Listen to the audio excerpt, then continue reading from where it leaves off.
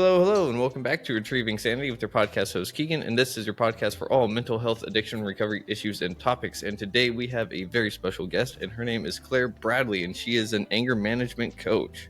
Yeah, hello. Correct? Yeah, well done. We're off to a good start.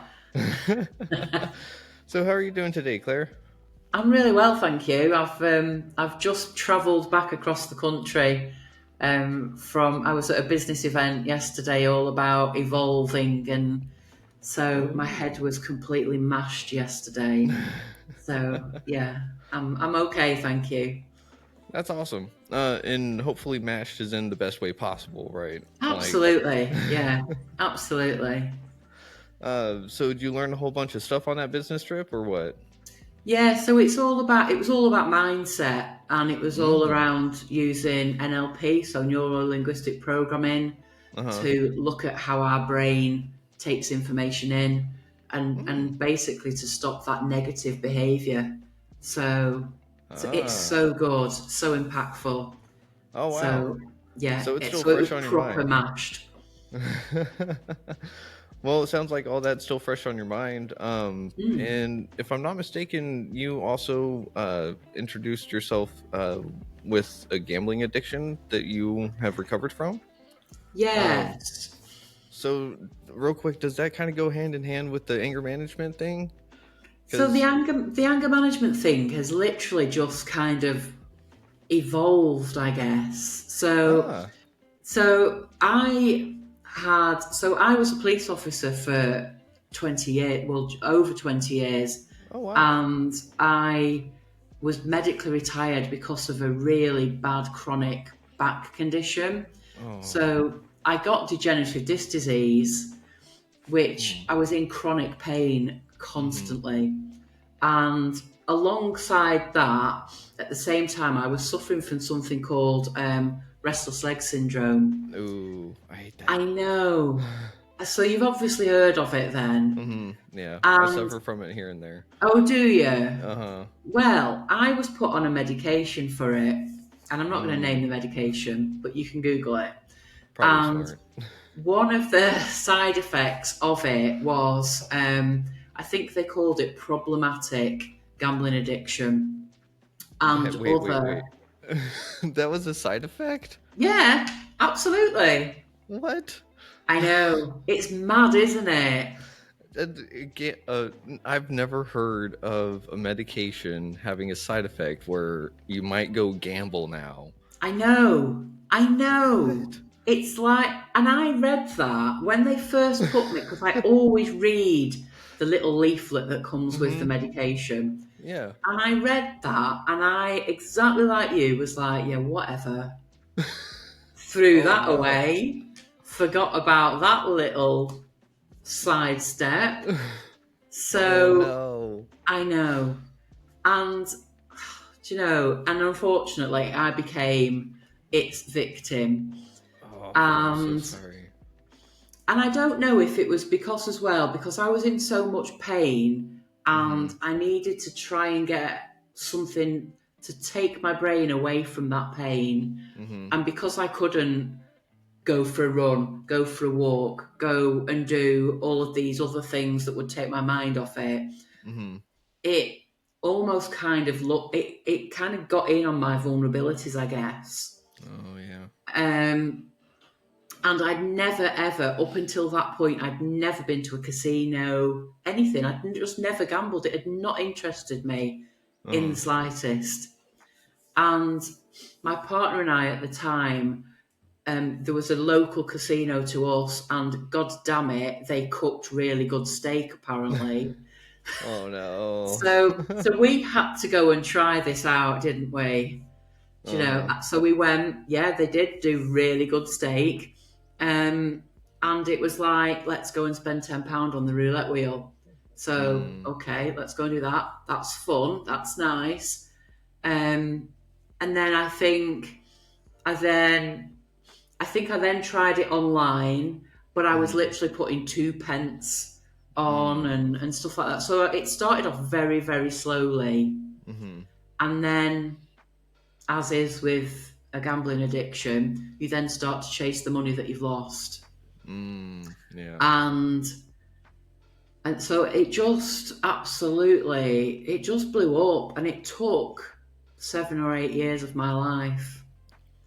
Oh And man. it's only, I spoke to one of my friends who has gone through sobriety, and she Mm-hmm. described sobriety as almost like a thief and Mm-hmm. said it stole my life. And I thought, actually, you're right, because that's what happened to me. Mm-hmm. And I went to see, it was, so part of it, this side effects was the gambling Mm-hmm. and what else did they call it? Obsessive compulsive disorders. Mm-hmm. So I would get into relationships with people, and then I'd just be really bad within that relationship. I'd be talking to other people. I just made really bad decisions in relationships. Mm-hmm. So I was going through relationship after relationship after relationship. I would always tell them about the gambling addiction, which would Mm-hmm. always then cause a problem Yeah. because, again, I was being judged on that. Mm-hmm. I never judged, and there was never ever the option of, let me try and help you. It Oh was man. almost, let me judge you and shame you for who Mm-hmm. you are. Yeah. And I remember one partner saying to me, this is child neglect. You're neglecting your son. And I Oh. don't know if that was said for shock factor or what, but Mm-hmm. I don't know. So I eventually was given the ultimatum, if you need to do something about this. Mm-hmm. And so I self-referred to, so we have a national health service over here. Mm-hmm. So I self-referred to a gambling clinic that was online. And again, the part of that was that I'm almost anonymous there. Mm-hmm. I don't have to sit in front of anybody. I can just ring them, and Mm-hmm. they won't recognise me in the street, kind of thing. So I did that, and I spoke to, I think I was like triaged in it initially, and then I Mm-hmm. spoke to a psychologist, and we talked about what medication I was on. And as soon as I said it, she just said to me, it's the medication. It is not your fault. It's the medication. You need to be getting off it straight away. No. It's unbelievable, isn't it? Wow. And What? yeah, and to have that was almost like uh, and I'm going to do the noise, but almost like a ooh, like that angelic lifting of this divine intervention of it's going to be all right. Mm-hmm. And so she said to me, you need to go and speak to your doctor, but what I'll do is I will write to your doctor, I Mm-hmm. will tell them it's the medication, Mm-hmm. and I'll ask them to take you off the medication and to send you to see a neurologist. So I was like, right, okay. So I left it a couple of weeks. I Mm-hmm. made an appointment to see my GP, and I was I was really nervous because it was like, I've now got to sit in front of somebody and admit this. And it's Mm-hmm. all right admitting it to your partner, but to admit it to a doctor Is who's a going little to weird. put it in their notes. And Mm-hmm. now any job that I might have to ever declare medical can ask for my notes, and it's going to be Mm-hmm. there in black and white, gambling addiction. Yeah. So anyway, I took the leap of faith and went in and spoke to this doctor, and I said to him, you should have had a letter from the gambling clinic, but I've got an addiction and I need you to take me off the restless leg syndrome tablets. Mm-hmm. And he just kind of looked at me very blankly and said, there is no letter, that hasn't come. And I was like, please check the system. No, that hasn't come. And these are his words: I am your doctor with overall care. It's my decision what medication you're on, not any gambling clinic. It's my decision if you go to a neurologist or not. And you need to decide what you can deal with the most, your restless legs or the gambling addiction. So he very much laid the gauntlet down for you need to get over this kind of thing. Wow. Exactly. Wow. So I just remember leaving that doctor's surgery no better than I'd gone in, but actually feeling worse, because now I've told somebody, now it's going to be on my medical records. And I remember walking home and just thinking, what am I going to do? Because I'm at rock bottom, and that is why I've been to see the doctor. I'm at rock bottom. I need help. I don't know where else to go for help. And I'd been to see a counsellor, and I'd mentioned to them that I'm on this medication, and they were like, it's not the medication. So again, I was like, you trust these professionals? And I was like, well, it can't be then. It's not that. Yeah. So anyway, I just remember going back home and thinking, what's the point in life? And my son at the time was probably about 14. And I just remember, I'd split up from my son's dad. We'd moved, and I just thought, he doesn't deserve this, that's going on in life. So he definitely does not deserve you as his mum to take the easy road out. And I know it's not an easy road out, but for me to turn my back on him and to say, I can't do life, that would have hurt my son more. So he was the person who just kept me going. He was my why. And so I kept going, and I ended up the relationship that I was in. She was like, oh, pack your bags, out you go, kind of thing. And I literally ended up traveling to my parents with like my belongings in the bin bags or garbage sacks, and knocking on their door. And so life just literally turned itself on its head. And I ended up going to work in Nigeria for 4 months on a United Nations project. And I knew that in that time, my son was living with my parents. So I knew, well, he's all right. He's being cared for. He's being fed. He's warm. He's clothed. He's going to school. So he's okay. And so whilst I was in Nigeria, I found a place for me to return to and come and live back in the UK. When I got home, my dad was very, very poorly from the side effects of chemotherapy. He'd got cancer, and he unfortunately passed away later on in that year. My condolences. I know. And then, so that was in the December, and in the January of 2018, I was having major spinal surgery. And I remember being sat on this bed in hospital. I'd had some discs removed in my neck and replaced. And all I kept thinking was, oh my God, someone's literally slit my throat open. And sitting on this hospital bed, and I was miles away from my mum and my son. So I had no visitors come and visit. I'd had major surgery, and I just thought, this is your turning point, Claire. You cannot carry on like this. Look at where you are. You're on your own. You're literally on your own. You cannot carry on like this. So, and I made that decision there and then. If ever there was a light bulb moment, that was it for me. And it was like, this is it. You've had to go through this to realise it. And I obviously got over the surgery, and I started to save money, which when you've got a gambling addiction is incredibly difficult. But again, my mindset now was, I've got to save for a home, because my son is going to be coming back soon, because he's going to leave school. He'll be coming back to live with me. So I need to get the money together so that I can rent a nice house. So I got the money together. I rented us the house.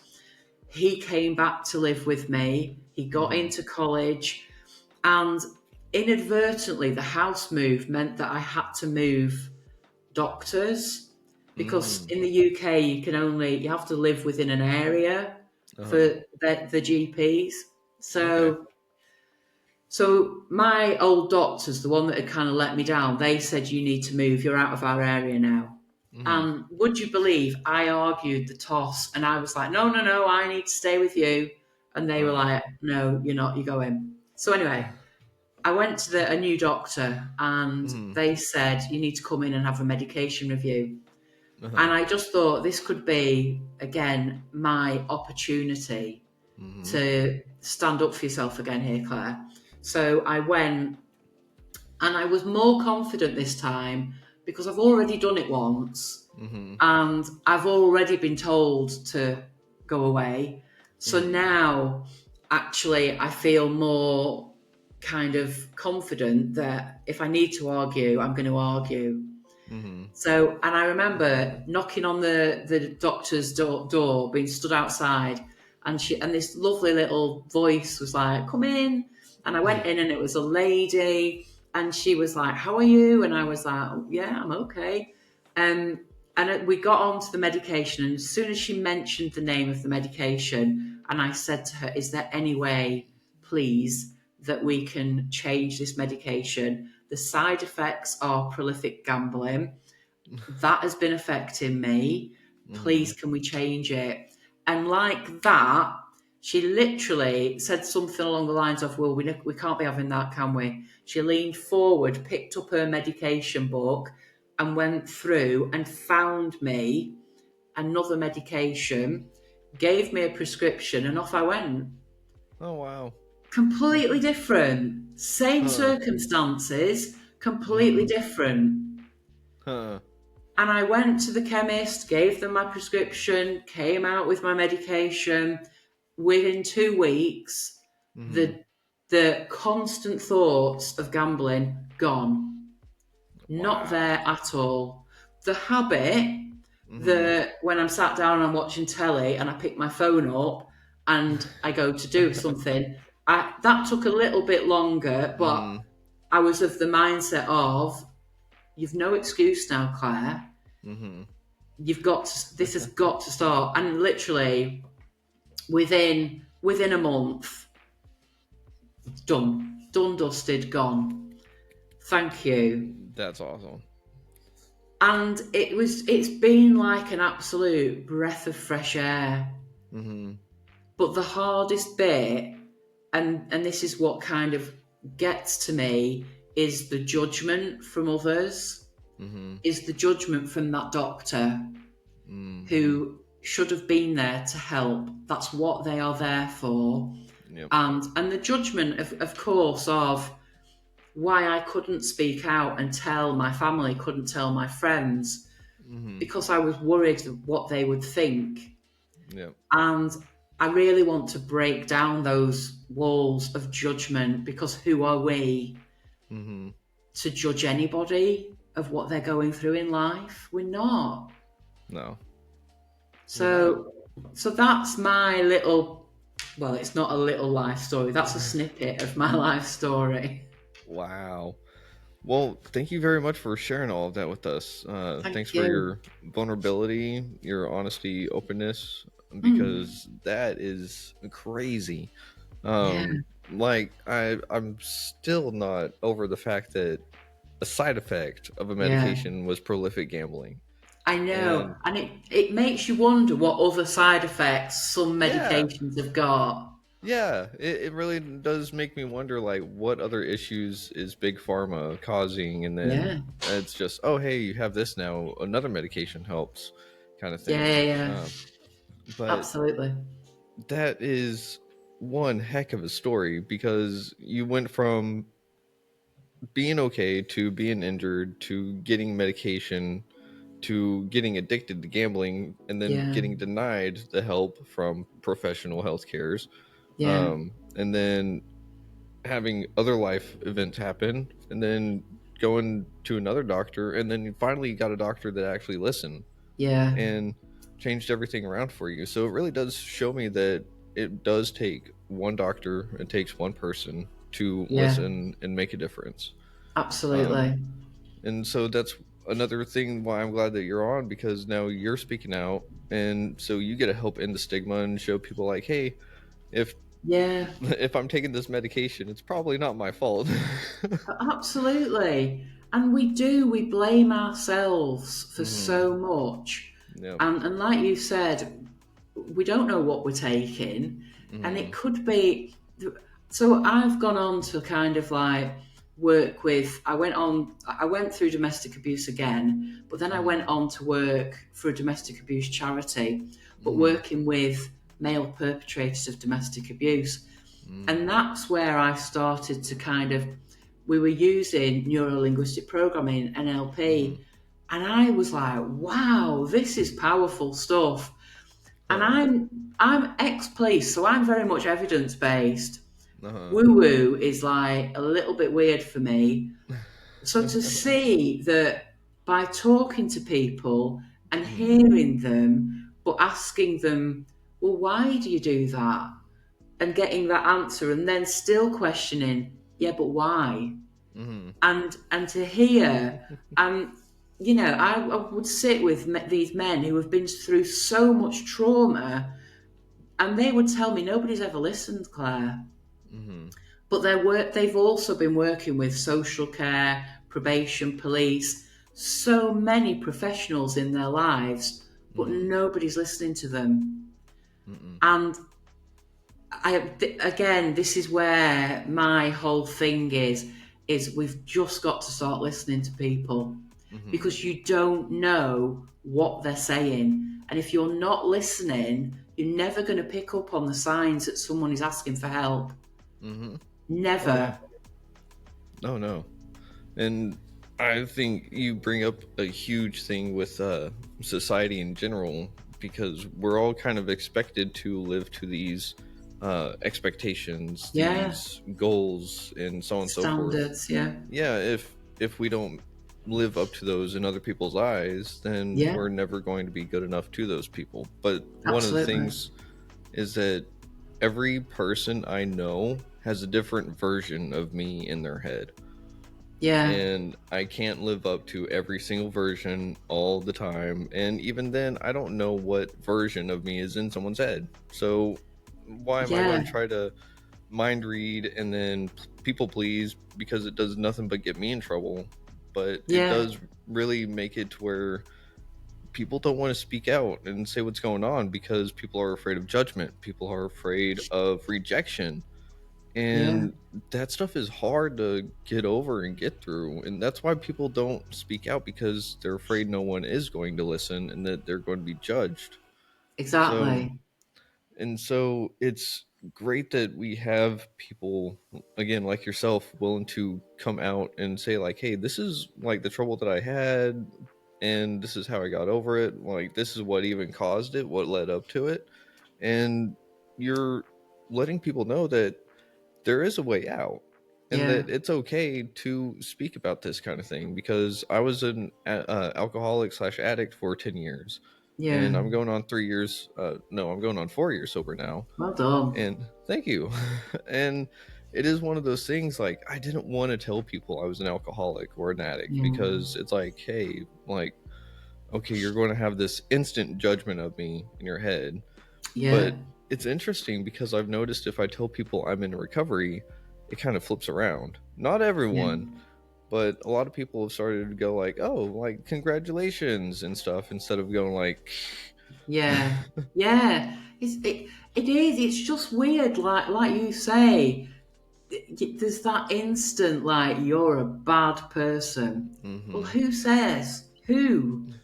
In whose eyes am I a bad person? Your eyes, clearly. And if we like, as kids, we taught like Chinese whispers, aren't we? And we are told, we do it. We sit in a circle, and one person will start it, and by the time it gets back round, that Totally initial has completely changed. But if you look at life and the lessons that we're taught in life, so imagine you're sat in an English lesson or whatever, and your teacher's teaching you this particular subject. Mm-hmm. Well, that teacher was taught by somebody else that specific lesson. Mm-hmm. But what have they forgotten that they're now Mm-hmm. teaching us? And what about the teacher's teacher? What had they forgotten that they told the teacher who's now teaching us? So as it goes along, Mm-hmm. all these lessons and all of these beliefs and values in other people's lives are all being changed, added to, diluted. So you kind of look at it and think, actually, who is right? Mm-hmm. And what you're telling me, what your belief is, who says that's right? Yeah. No. Because it's like, I don't know, if you think about that too long, it's kind of Yeah. like It's maddening. believe nothing. Yeah, it's maddening, and that's one of Yeah. the things is that we have. I don't know if it's more of a privilege or a right, but we get to choose what we believe in, right? Yeah. With free will, and so we get to choose which lens we look out of with life, and for some reason we let other people choose for us a lot of the time, or at least that's what it used to be for me. And the only way that it's really painted a certain way for me now is depending on what kind of news I'm looking at. And I can't really help what's going on in the world, but what I can do is try to do something on my end about it. Yeah. But with society, I don't know what it is that makes people so quick to judge, but it's kind of like everyone wants to be right. And I totally get that. I understand that because it feels wrong being wrong. It feels icky and weird because it's like, yeah, I was wrong about something. But at the same time, I think technology has kind of helped push that rhetoric that we have to know everything and be right about everything, because we now have smartphones, and I can be in an argument with someone and pull out my phone and prove them wrong and that I'm right. And so I think we like to do the same thing with our morals and our standards, which it really just depends on where you pull from. And like you said, all the lessons that have been taught throughout the millennia, it's either been changed, it changes with the time, or it's so old it gets broken and forgotten about, or maybe there are some key aspects that one teacher didn't like, so they left that out, and then ever since then that lesson's just been completely missed off the mark because of one detail. And there's been times, so I've been a trainer, a tutor, etc., throughout various different times in my life. And I remember, I might start off teaching a particular subject in a particular way, but then the next time I teach that subject or that particular topic, it's changed because I might have forgotten part of it, or I've been told something else, so now I'm going to add that in. So it's very, very different.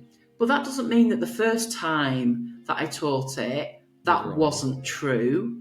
It just means it's a different version of the truth as well. And again, and I think just picking up on something that you said then is that you would pull out your phone and prove something. Whereas like my age, like years ago, you couldn't pull out your phone to prove something because it wasn't there. And now it's like, why do we have that need to prove that we are right? It's like, what does it matter? I don't know what it matters necessarily, but I think what it comes down to is like this primal instinct of tribe versus tribe in a sense. And I don't know if we'll ever really get past that. But what we can do is learn that we do have differences and it's okay to accept those differences. And that's one of those things is that whenever I look back at my past, I can see the things that led up to my alcoholism. I can see the things that led up to all these bad decisions and so on and so forth. But it's hang on, that train it was there, it's gone. It'll come back to me eventually. Can you You were repeat talking the about sentence? bad decisions. Bad decisions. See, it's so far gone. It doesn't even It doesn't register in the key matter. now. It'll come back. It'll come back. Um, but with all of this being said, there's got to be something that we can do as a society to help everyone kind of get each other. And I don't know Yeah. what it is, but I go just ahead. think we need to be kinder. Yeah, We for just sure. need to let things go. Mm-hmm. And so I hang around on Facebook, and Mm-hmm. I will quite often see people just getting into an argument. Mm-hmm. And like you say, it's like they've got to prove the other person wrong, or they've Mm-hmm. got to have almost like the upper hand on that person. Mm-hmm. And it comes across as bullying, and it comes across as trolling or whatever else. And there's Mm-hmm. times when I've felt like, well, I'm going to jump in because that's not right. Mm-hmm. And then I might type out what I'm going to say, but then by the time I've typed it out, I've got over it. Mm-hmm. And then I think, well, they're allowed an opinion. They're absolutely allowed that. Just because I don't agree with it, it doesn't matter. Yeah. So I then use that whole philosophy of they're allowed that. Mm-hmm. And I don't have to agree with it. But Mm-hmm. just because I don't agree with it doesn't mean to say I now have to tell them that I don't agree with it. I can just walk away Mm-hmm. and allow them to have that opinion. Yeah, I think. Now, correct me if I'm probably wrong on this, but it's a theory.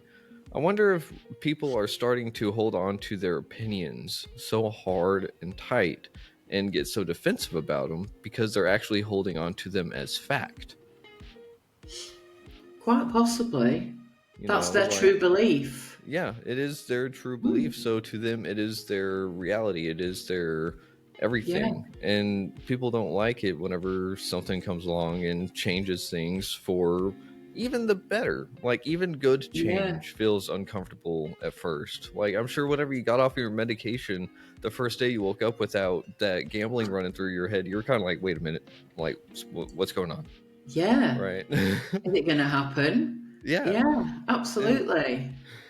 Absolutely. And I think you're right, is that when they don't agree, it's kind of like almost like a challenge, and someone's thrown down the gauntlet, haven't they, and gone, right then, are you going to come back at me? Yeah. So, yeah, and I also think, we grow up, and as we're children, we grow up with our parents' values and beliefs. Mm-hmm.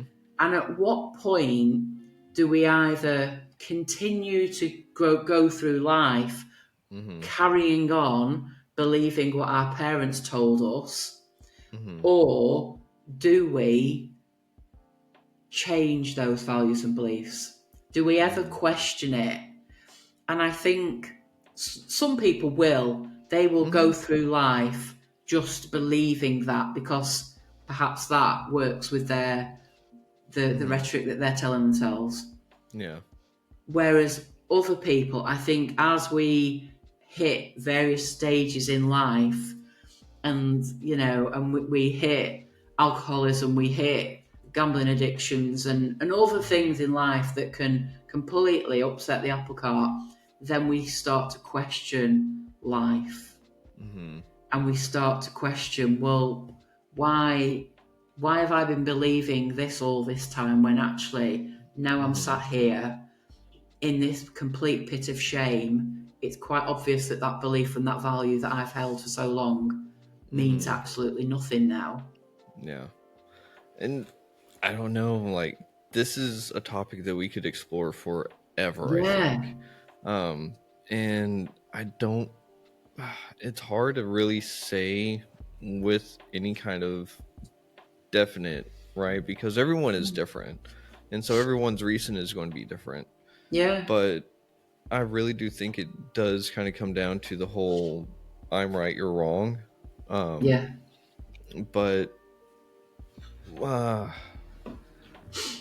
my brain just went two ways at once. I'm sorry. Can you repeat just a little bit of what you were saying? So we were talking about how our brains are, you're right, I'm wrong. Mm-hmm. What I was going to say is that in particular, particularly for the US, you've just had your elections over there. Oh, don't remind me. Yeah, I'm trying to Oh ignore no. it as well. Oh. But we've had elections this year as well, so it's been a Mm-hmm. big turnaround for all of us. Mm-hmm. But you only have to watch the way that they do elections. Mm-hmm. And I hate to say it, particularly in the US and particularly with one person who just, and it is a case of they will just name call and belittle the Mm-hmm. other person as if that's all right. Mm-hmm. And as an adult, I think I sit there thinking, when did we ever get to this stage in life where we've gone back to being a child, and now when we think someone's wrong, we just call them a name? Mm-hmm. Does that? And yeah, no, I'm right there with you. It does not make any sense to me, No. because I'm an adult, you're an adult, and I'm not about to sit there and stoop down to that level. Yeah. I will sit there and make jokes of sorts, but they're going to usually be a higher class, maybe. Yeah. But I do remember what I was going to say, and that was growing up with the parents' rhetoric, with the parents' beliefs Yeah. and stuff. And I think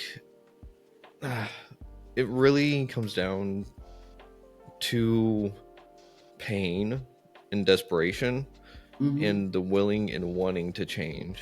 And I think people will Absolutely. get comfortable with where they're at. Like you said, if it's working in the rhetoric that they're telling themselves, Yeah. then why change it? Nothing's broke. Absolutely.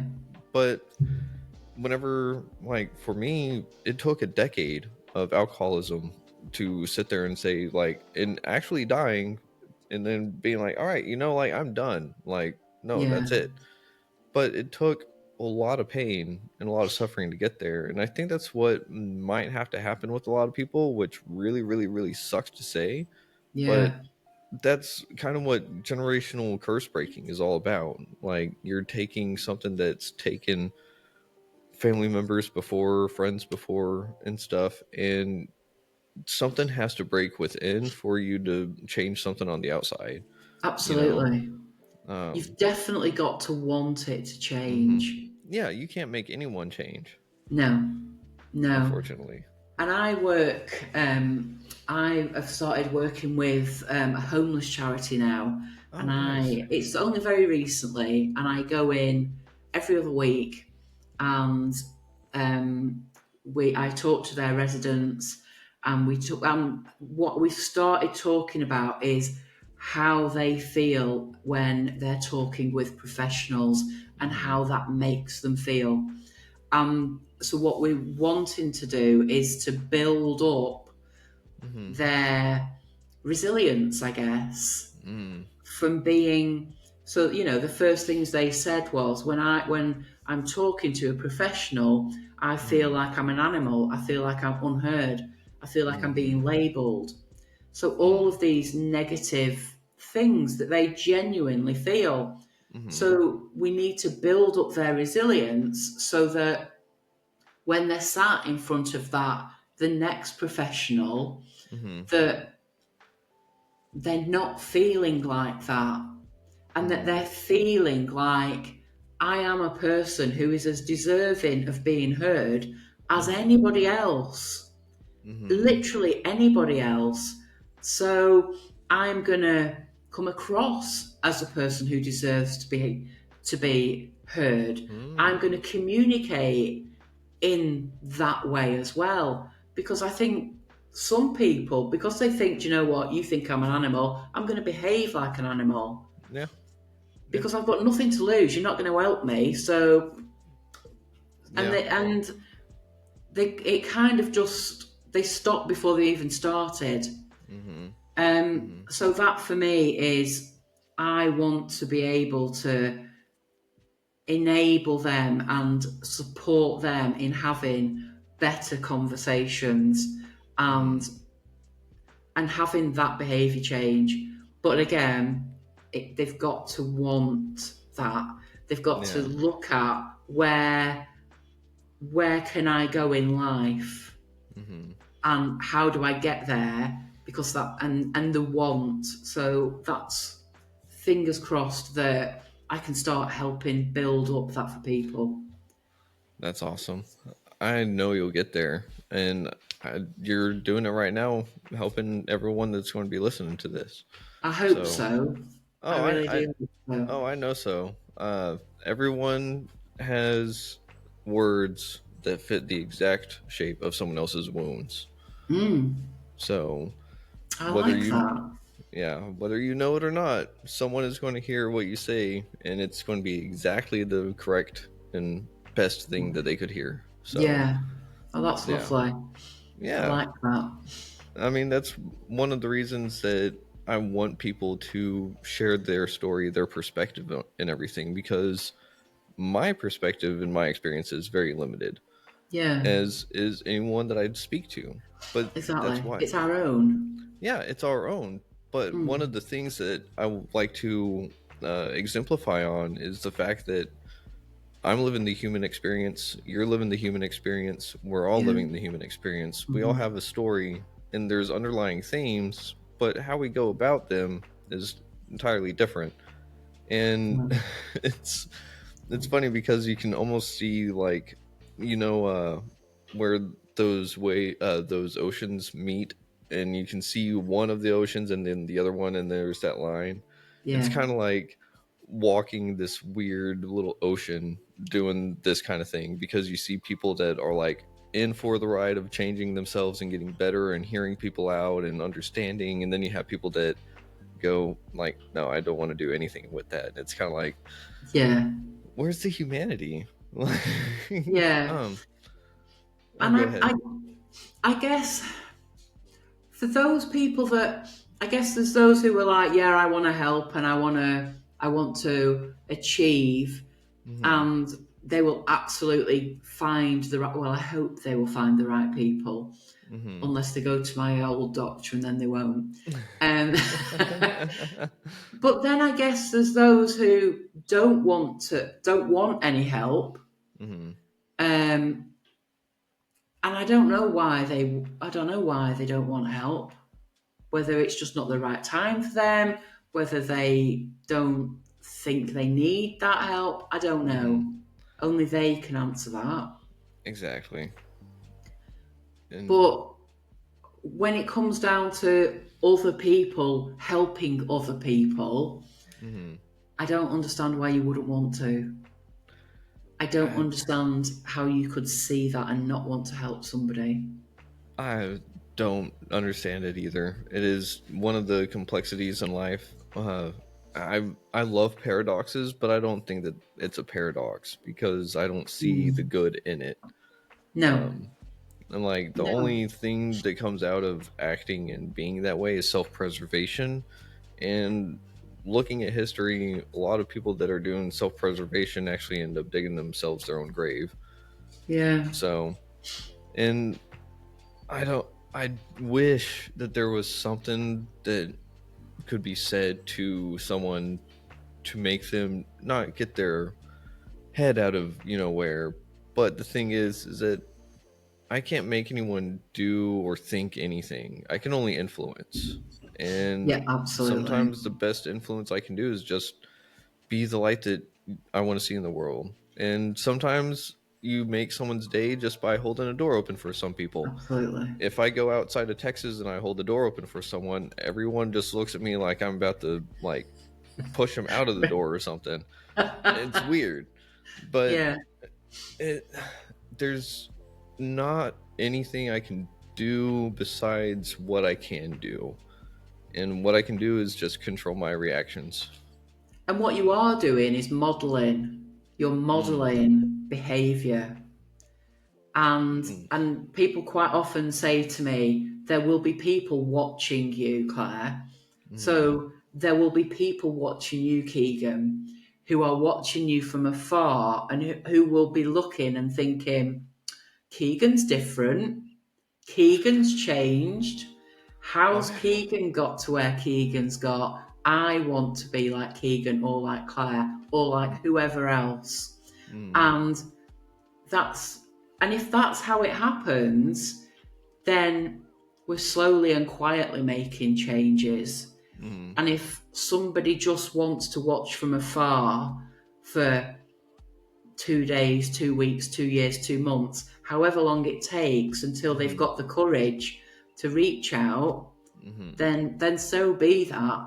But all we can do, and this is how I describe it, is it's a journey. Any journey of change is a journey, and I will gladly walk alongside anybody on that journey so they know they've got company, they know there's someone next to them, and I'll open all the little gates on the way and I'll be there. And if they have a wobble and they need to take a few steps back, I'll be there. But it's a journey, and I think you are a perfect person to go on a journey with somebody as well. Well, thank you. I do think you are. And I get that same vibe from you because thank you. It's very loving, very kind and understanding vibes that I get from you, and that's what the world needs. You also got you have a sense of tenacity that I kind of feel, and I think that kind of came from getting your confidence of talking to that second doctor again, saying like, I can do this, like they'll listen to me this time. I think that gave you a huge boost, a much needed one, because I know those little tiny victories can really build someone up. And I think that, and it's so important to celebrate those little victories. It is. And those little victories can be literally as small as opening your curtains some days. Oh yeah, it really can be. It can be something that man, just getting out of bed and taking a shower and getting ready can be a small victory, you know? And I don't think people really give themselves enough credit for some things. And that's another thing, which we are getting close to the end of this episode. But so real quick, I do like to ask people if they'll be on multiple times, because you never know what happens in between. Literally one day, a few weeks, a few months.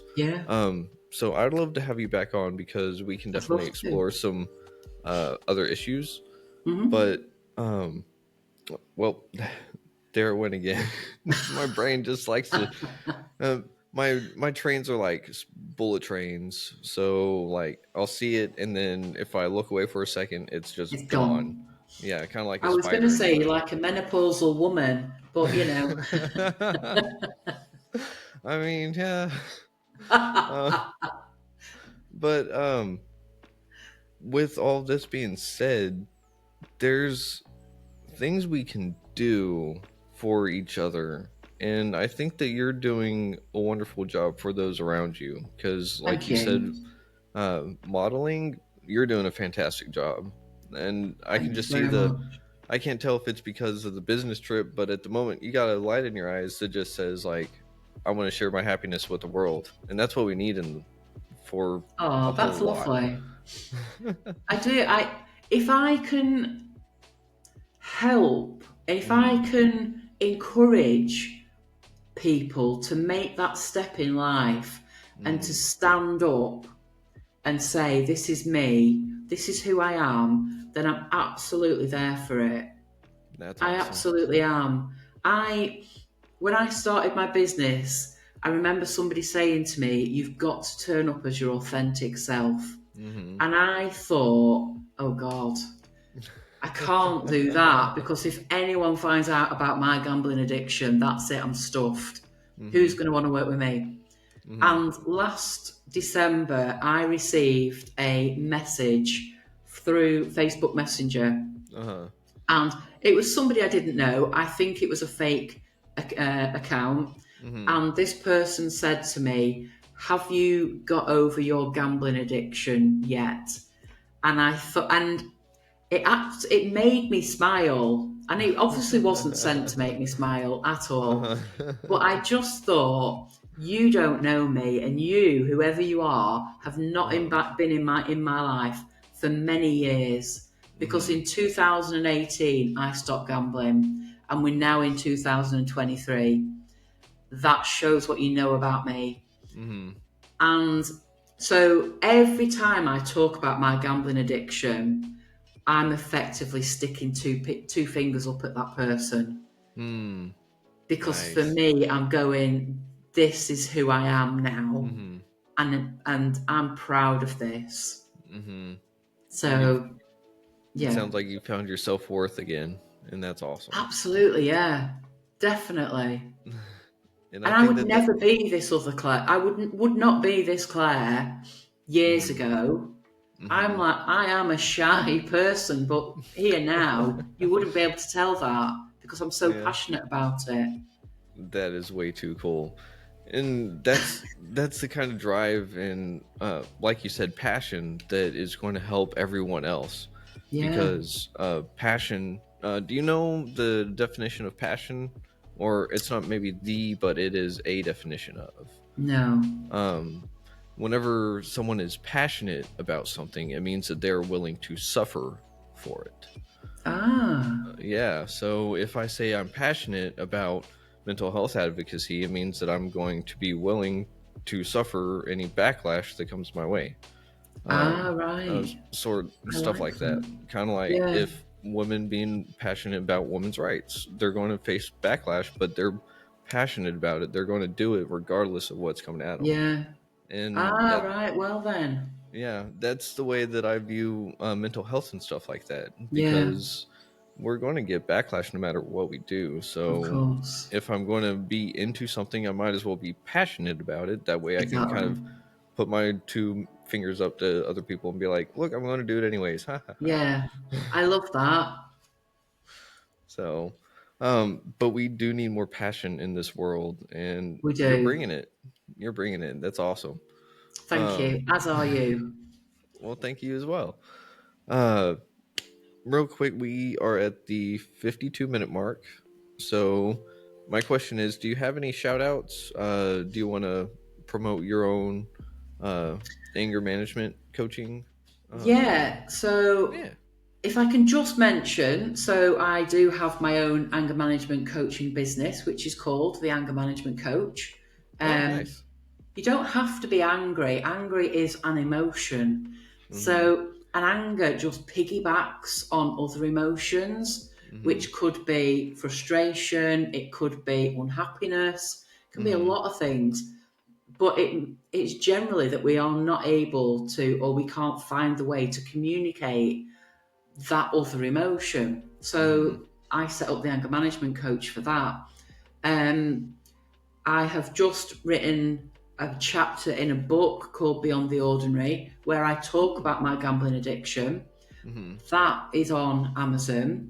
But Sweet. as I mentioned, I also have started working with an amazing housing association that helps homeless people in the Mm-hmm. UK, and that is called Adullam Homes.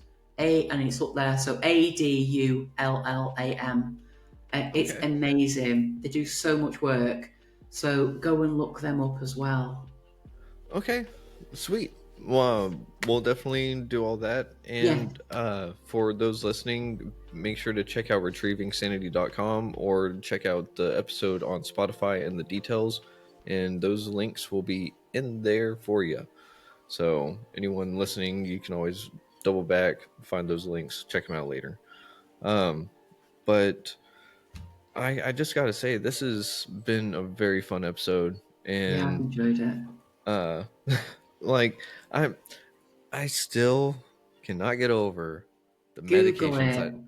it. I know. Like I've heard of some odd ones. You know, Yeah, like St. John's wort makes you sensitive to sunlight and stuff like that. Like yeah. that one's kind of weird, but it doesn't make sense that something would make me go, I have $5. I bet you I can make 20. Like I, for some reason, that just sounds something more like a peyote trip or something.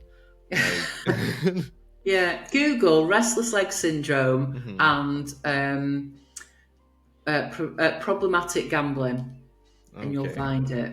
I'm not saying the wow, name of it. yeah, don't do that. We'll keep big pharma out of this. Yeah, I'm it's sure. secret. Yeah, we might have just summoned them just by saying big pharma, but it's okay. We can cut that bit out. Oh yeah, it's fine. Let me mark Yeah. the clips in. There we go. Um, but with that being said, we're at 55. I actually really got to go to the bathroom. Right, go. um, okay. But thank you very much, Claire. Thank you. I cannot wait to have you back on. And so I'm going to mark this right here. So here we go. Sorry, I thought someone was knocking at my door. Claire, do you got any last words for the listeners at home?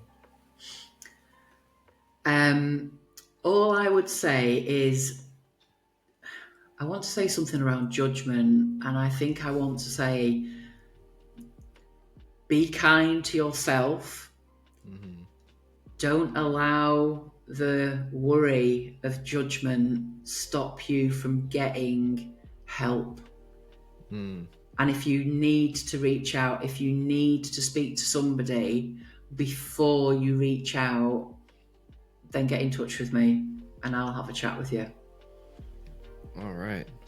That's awesome. That is very kind of you. You're more than welcome. So we'll get those ways of people can. We'll put those contact links and everything with the description. I'll send you my links. Yep. But I can't thank you enough for being on. Thank you. And Fully enjoyed again, it. I'm glad that you enjoyed it because I had a ton of fun. So you have a wonderful rest of your day. Actually, Thank it's you. evening for you, isn't it? It's 4:00 in the evening, yeah. So it's Okay, going dark now. So 1600, so not too bad. Yeah. But I hope you have a wonderful rest of your evening. And Thank you. yeah, of course. And I can't wait to have you back on the show. And for everyone else out there listening, thanks for checking out Retrieving Sanity on WDJY FM. And we'll see y'all next week. Shalom. All right.